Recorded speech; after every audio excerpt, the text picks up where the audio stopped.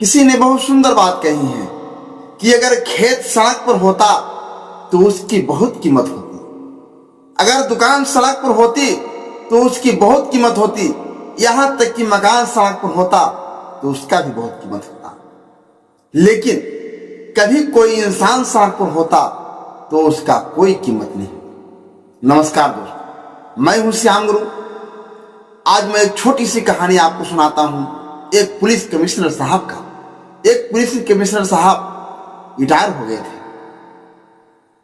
सरकारी बंगला छोड़कर वह अपने पुराने खरीदे हुए सोसाइटी वाले घर में आ गए थे।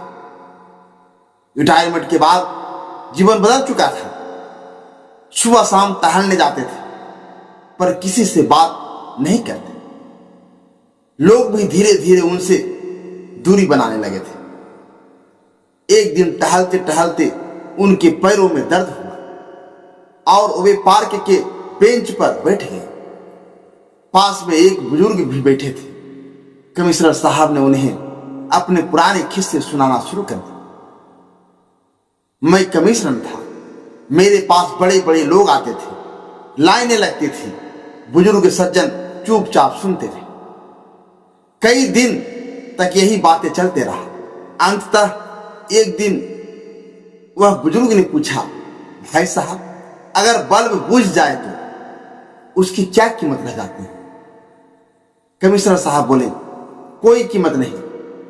बुजुर्ग ने कहा, बस हम सब वही बुझा हुआ बल्ब है, चाहे 5 वाट का बल्ब हो या तो 100 वाट का बल्ब हो, बुझने के बाद सब बराबर हो जाते हैं। कमिश्नर साहब गुस्से में बोले, जानते हो मैं कमिश्नर था? बुजुर्ग मुस्कुराए और बोले, मैं भी इस राज्य से 2 बार संसद रह चुका था। वहां देखिए, वो रेलवे के जनरल मैनेजर थे। वो बहुत बड़े वैज्ञानिक थे और वो सामने वर्मा जी बिजली विभाग के अफसर थे। पर आज सब रिटायर हो चुके हैं। अब हम सब की हालत बूझ चुके हैं बल्ब की तरह। उन्होंने आगे कहा, दुनिया में कीमत सिर्फ उगते सूरज की होती है, डूबते सूरज की कोई परवाह नहीं करता। समान समय का होता है, कुर्सी का होता है, पद का होता है।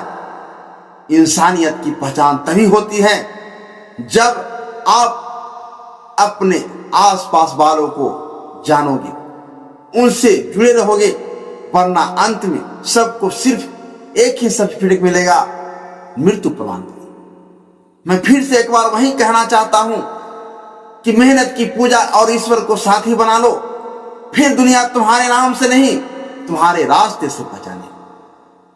याद रखिए, हर सोमवार सुबह 5:30 और बाकी के दिन भी नई कहानियां सुनिए।